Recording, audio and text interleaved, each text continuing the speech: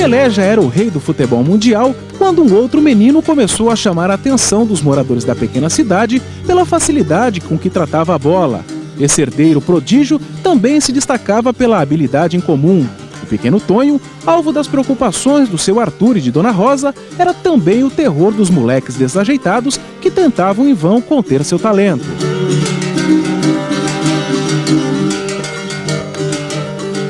Mas ao contrário do que temiam seus pais, o físico franzino não era problema para o caçula da família Ferreira. Tonho aprendeu ainda cedo as malícias do futebol jogado na várzea de Bauru. O campinho de seu Sabino é uma testemunha das estrepulias que o endiabrado Tonho realizava com a bola nos pés.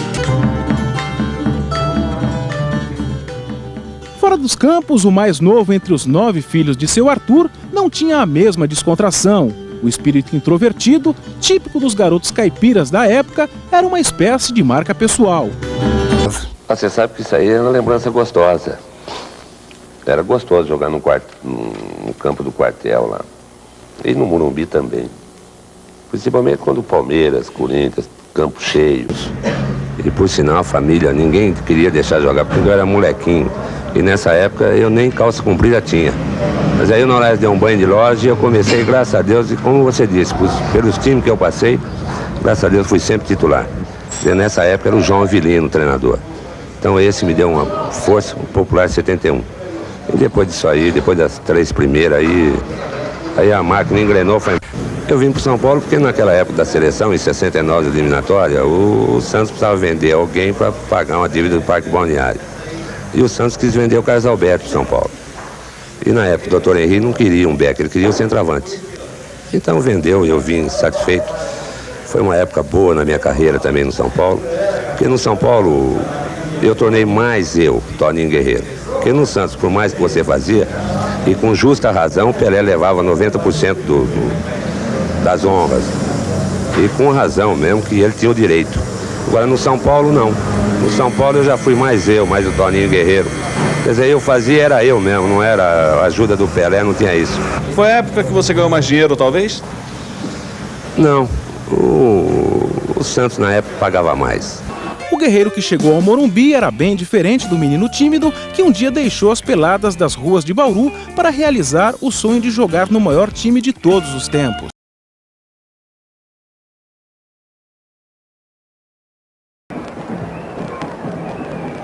Lançamento em profundidade. Falta. Foi falta.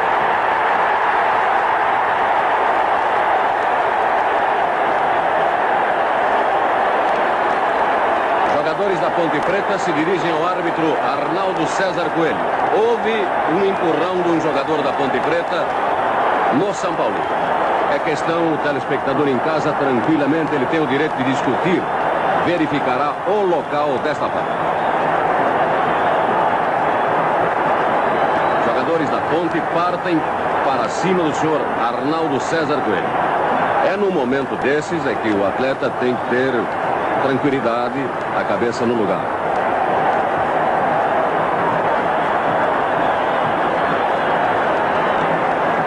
A penalidade foi confirmada pelo senhor Arnaldo César Coelho.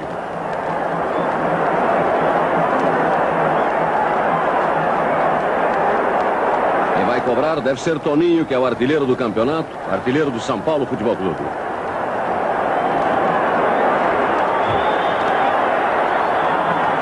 Esporte é cultura. Vibra a torcida do São Paulo com o gol de abertura no Morumbi. Toninho, na cobrança de penalidade máxima, estabelece São Paulo 1, Ponte Preta 0. A Edson deu a Paraná. Bola na direita para Paulo. Mais à direita ele tem colocado Terto. Cruzamento para a área, sai, Toninho sobe, Gerson dá a Toninho, atenção! Esporte é cultura!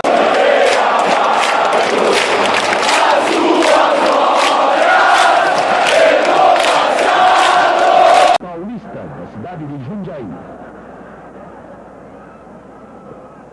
Cobrança de Terto. Levantou, de cabeça, salva o zagueiro, gol! Esporte também é cultura! Toninho!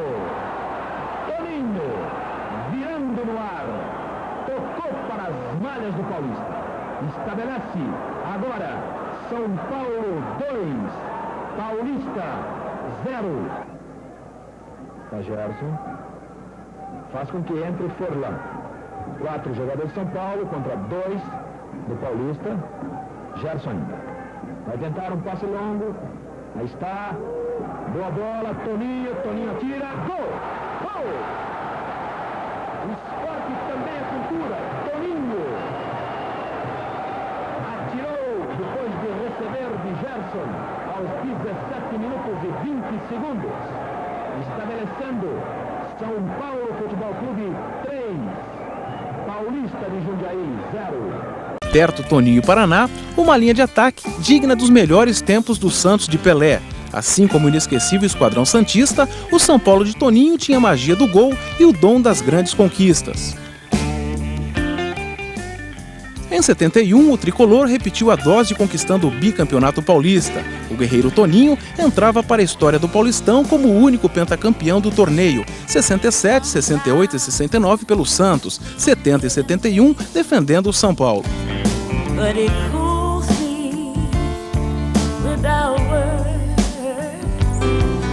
Toninho procura aproveitar, abrindo a Paraná. É o São Paulo no ataque, o cruzamento sai. Entrando o Terto, sobrou para Toninho, atenção! Aí o primeiro gol! Toninho! Esporte é cultura! São Paulo 1, Palmeiras 0. Salve o São Paulo Futebol Clube, lídimo campeão da temporada. Bicampeão paulista, 22 jogos, 17 vitórias. Apenas 3 derrotas. Termina a partida. Invasão total do gramado. O árbitro vai proteger. Gilberto, emocionado, tenta fugir para os vestiários a fim de ficar com a sua camiseta de campeão. São Paulo, 10 vezes campeão. Você tem uma coisa que o Pelé não tem, né? Você é pentacampeão paulista, né? 3 vezes num lugar e 2 no outro, né? 3 no Santos e 2 em São Paulo, de 67 a 71. Eu acho que aqui em São Paulo ninguém tem. É penta que a gente fala é direto, é ano após ano. E você é sempre artilheiro, né? Sempre artilheiro. Eu dei muita sorte, Dudu. Eu sempre peguei time bom para jogar. Ele entra lá. Olha lá a brincadeira, bola com Zé Roberto, tá voltando para Edson na área, ajeitou para Toninho, pode marcar, atenção. Futebol é cultura, minha gente. Eu cantei a brincadeira, meu caro Jaime Biratã. Ô Bezerra, o interessante é que os últimos gols que o Santa Cruz tem levado é justamente acidental.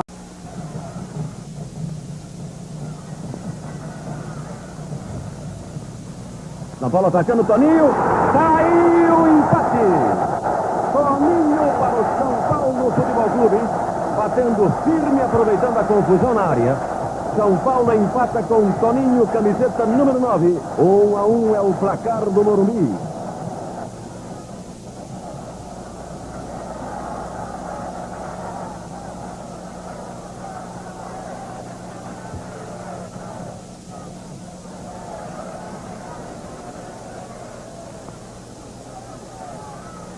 Ataque do São Paulo com Gerson. A Edson. Virou para a área. Toninho, atenção! Tá aí o segundo gol do São Paulo. Toninho, número 9 de forma sensacional. Esporte é cultura.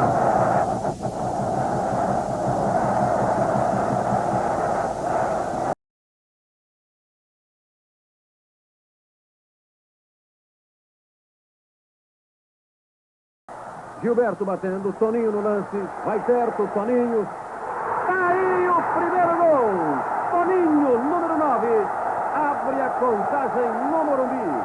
São Paulo 1, América 0, Toninho, esporte é cultura. Aratu, Canal 4, Salvador, Bahia. Torcida de São Paulo incentivando o seu time. Barreira do Cruzeiro. Teodoro a quem se prepara. Também Gerson preparado. O juiz determina que a equipe do Cruzeiro se afasta um pouco mais.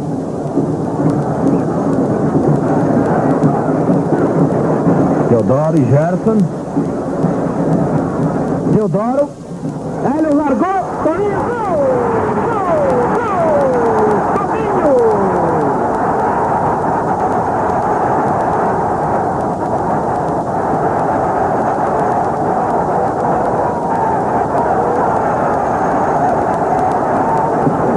Toninho!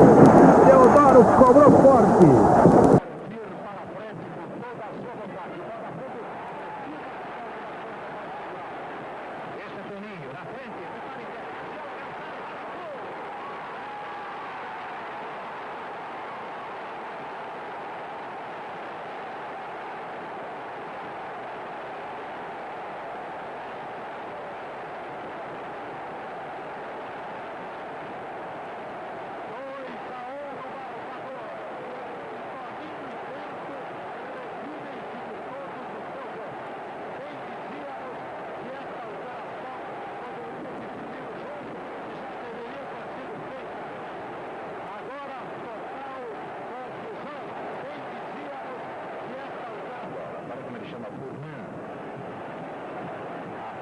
Agora para perto. Que pose empolvorosa a defesa contrária. Olha agora!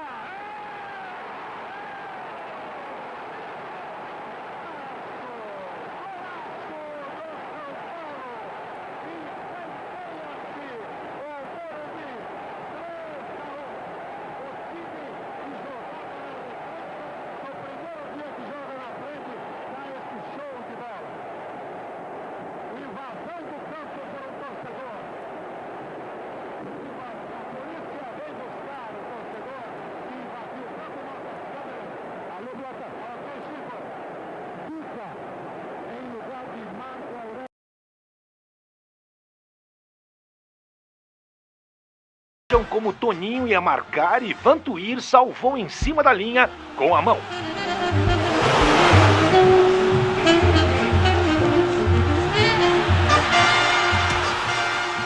Toninho cobrou bem o pênalti, tornando quase inevitável a derrota do Atlético. Para o Atlético, Forlan. Na área. Toninho, boa jogada. Toninho, gol! Gol! Gol! Toninho! 9 minutos. Zé Carlos. Bateu contra a defesa. Paulo. Toninho de cabeça. Gol! Gol! Gol de Toninho! Paulo. Zé Carlos. Lançou na área, Toninho, perigo, sai cerca de atenção. Aí o segundo gol. São Paulo 2, Santos 1. Esporte é cultura.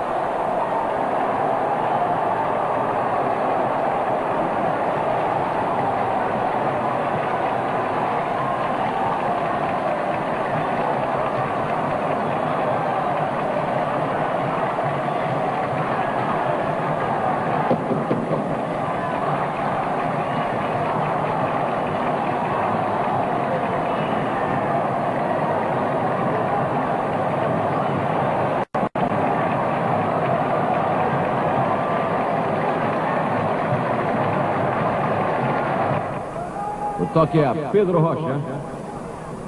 Virou para Edson. Deixou correr até Zé Carlos. Enterto pela direita, Edson. Na área, ninguém. No caso, ele arrisca um cruzamento. Entrando Rocha, Toninho, grande bola. Atenção! Terceiro gol do São Paulo. Toninho. São Paulo 3, Santos 1. Uma grande jogada com Pedro Rocha. Esporte é cultura. Paraná. Cruzamento sai, Toninho ajeita, gira de esquerda, tá aí, sensacional o primeiro gol. Toninho, em virada de esquerda, ajeitando perfeitamente a bola. São Paulo 1-0, é o 11º gol de Toninho. Zé Carlos, Paulo. Edson, Toninho, boa bola, atenção, tá aí o segundo gol. Toninho, São Paulo 2-0 no Morumbi, diante do Guarani de Campinas.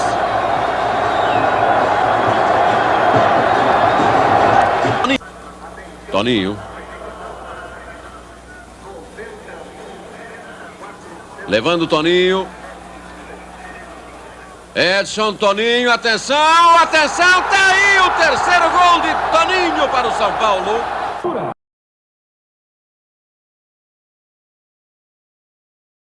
Com seu queixo imenso, mas extremamente simpático, tipo Jean-Paul Belmondo.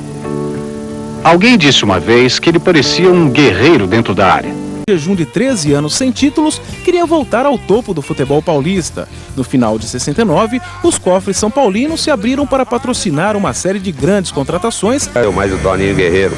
Quer dizer, eu fazia, era eu mesmo, não era...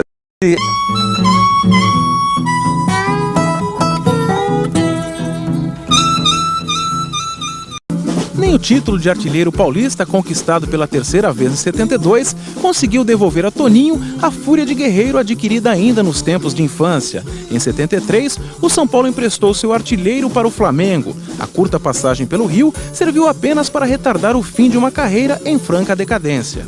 O jogo lá em Santos, já estava quase no finalzinho do jogo. E eu dei uma dividida com o Dias.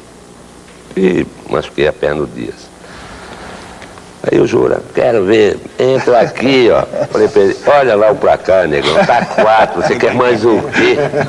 Toninho, mas nós falamos no início que você foi um homem injustiçado em termos de seleção brasileira. Você realmente foi injustiçado? A sua época você merecia uma camisa amarela, que não lhe deram essa camisa amarela. Por quê? Dudu, eu acho que o futebol me deu tantas glórias, só faltou eu ir naquela de 70 que eu estava convocado. Mas aí não foi nem problema de treinador, do médico, foi problema do presidente da República. Que ele queria o Dario de centroavante da seleção, quer dizer, o Dario de cor, eu branco. Quer dizer, a gente não parecia em nada, e nem em futebol, que naquela época eu jogava mais que ele. Lembro que naquele ano, 69, 70, o São Paulo contratou grandes jogadores, excelentes jogadores, Toninho no meio deles. E eu fiquei realizado, porque o Toninho vinha já como tricampeão pelo Santos, um excelente jogador. Então, depois eu senti um grande amigo. Então a chegada do Toninho no Morumbi para mim foi espetacular. E todos pensamos que talvez Toninho Guerreiro não iria ser o mesmo que era do Santos, porque lá no Santos estava Dorval, Pelé, um monte de fantásticos jogadores, então nós pensávamos que não seria o mesmo. Mas ele veio no São Paulo e continua sendo o mesmo que o Toninho Guerreiro, artilheiro do campeonato, um grande jogador. Talvez aí no São Paulo ele se completou como jogador, porque aí talvez não tinha os mesmos jogadores que tinha no Santos. Tinha alguns craques do lado dele. O São Paulo tinha Pedro Rocha, tinha o Terto, que já era consagrado, tinha o Furlan. Entendeu? Não era um time, tinha o Paraná, jogador de seleção brasileira, o Jurandir, jogador de seleção brasileira, o Sérgio Valentim, quer dizer, era um time bom. Na realidade, ele, quando veio para o São Paulo, ele se completou como jogador, porque aí a gente viu que como um artilheiro, um centroavante, não precisa ser aquele trombador, aquele cara que vende saúde, sino como um centroavante com inteligência, com habilidade, pode ser um grande jogador também. Eu disse, eu acho que o Toninho, junto com o Pagão, do Santos também, foram os melhores centroavantes que eu vi jogar dentro da área, sabe? O Toninho parecia lento, parecia, mas sempre que a bola chegava no ataque, ele estava lá para conferir, normalmente ele conferia, né? Não chutava forte, não tinha um bom cabeceio, mas se posicionava bem na área, fez grandes gols de cabeça, grandes gols fora da área, sabe? Era um jogador estranho, porque dava a impressão que ele não ia, mas ia, e como ia. Na época a gente recebia 4, 5 ingressos, cada atleta, né? Para dar para a família, tal, aquele negócio todo. Ele de repente aparecia com 20, 30, eu não sei como ele conseguia, né? Isso aconteceu um jogo, meia hora antes do jogo, eu já no vestiário, ele falou, vem aqui comigo, tá? Aí me trouxe aqui para fora, para levar jogar lá de cima, para um amigo dele, os convites, para o amigo dele entrar, sabe? Ele colocava em cordinha, ele mandava o ingresso lá para baixo, porque não dava para ir na portaria, né? Muita gente. Então ele ficava geralmente no segundo andar, ele com uma cordinha ele jogava. E os amigos dele lá de baixo pegavam os ingressos. Isso meia hora antes do jogo. E acredito eu que foi um dos últimos boêmios ou grandes jogadores daquelas várzeas de aqui de São Paulo, de Brasil, do interior. Porque era um jogador que ele não gostava de treinar. A verdade é que treino físico não era com ele. Sempre lá no último da fila, arrastando as pernas, não pondo muito ênfase no trabalho físico. Mas ele gostava assim, se você convidava para ele comer um churrasquinho, tomar uma cervejinha e jogar um futebolzinho à noite, ele era o primeiro a ir e se matava nesse jogo. Então ele gastava mais energia, mais físico nesse jogo que nos treinamentos, né? Não é?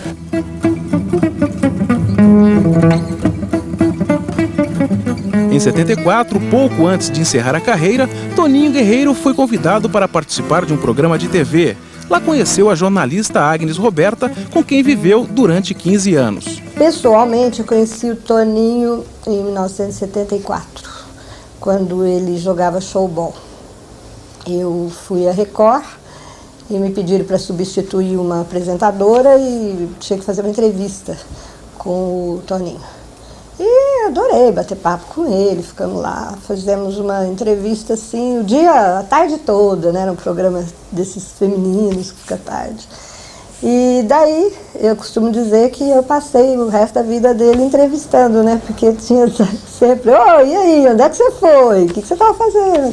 Então eu continuei entrevistando o Toninho de 74 até 90, quando ele morreu. Ele já tinha parado de jogar, mas ele contava muito quando ele foi jogar no Mato Grosso.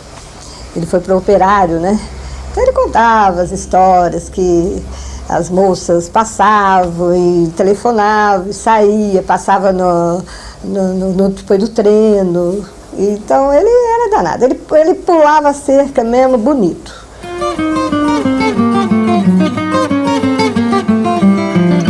No final de carreira, alguns amigos chegaram a contar que o Toninho estava até bebendo demais. Esse foi o real motivo da morte do Toninho? Não tem nada a ver. O Toninho gostava, assim, de tomar o seu chopinho, sua cervejinha. O Toninho adorava, a felicidade dele era estar no barzinho ou no balcão, não podia ser botequinho mesmo, tomando cervejinha e contando casos. Porque ele vivia muito do passado, né? Ele vivia muito das glórias dele do passado. Ele era um homem assim, magoado, amargurado da parte profissional dele, de quando ele foi cortado da seleção. Quem foi o grande amigo do Toninho? Olha, ultimamente, nos últimos anos, o maior amigo do Toninho foi o Rogério. Rogério Salto, dono de uma loja de amortecedores na Zona Oeste, foi um dos poucos amigos que continuaram fiéis, mesmo quando a fama e o dinheiro abandonaram Toninho. Toninho morreu. 10 dias depois, o Rogério também veio a falecer. Né? O Rogério ficou sendo assim uma espécie de pai do Toninho. Ele adotou o Toninho. O Rogério era uma pessoa muito sensível, muito espiritualizado, e ele achava que o Toninho era uma pessoa assim, enviada por Deus para trazer alegria. É pai de todo mundo, é amigo. Eu acho que você também conhece bem o Rogério. Mas ele não é só o Rogério, não. Aqui na firma também é uma família. Desde os dois donos, que é o Rogério e o Olineu, o Tutu, os empregados, é uma família só. A sua posição na firma qual é, Toninho? Eu sou amigo dos donos, sou amigo dos empregados, eu sou gerente, eu sou relações públicas. Eu acho que foi um dos bons contratos que eu fiz. Esse aqui é para a vida toda, né? Esse aqui é para a vida toda. E esse aqui não tem rescisão de contrato, não tem data, não tem nada. É contrato em branco e vamos embora.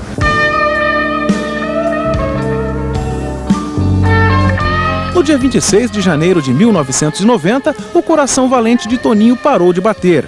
O guerreiro perdia sua última e decisiva batalha. O Toninho era hipertenso. Já há algum tempo ele vinha tomando certos cuidados, tomando remédio para a pressão alta. De vez em quando a pressão dele subia bastante. Ele tinha dores de cabeça, próprias mesmo desse problema de pressão. E o Toninho morreu de um derrame violento. Ele era tão saudável que ele teve o derrame e o coração não parou de bater. Ele foi para a UTI, ficou nos aparelhos, respirando artificialmente. Ele já estava... o cérebro já tinha ido, né? Não tinha mais jeito. Mas o coração continuava batendo. Demorou 3 dias. A gente ainda tinha esperança, quer dizer, a gente tinha esperança de um milagre, porque eu já sabia que o derrame tinha sido um derrame violento mesmo, total. Não tinha nenhuma chance de recuperação.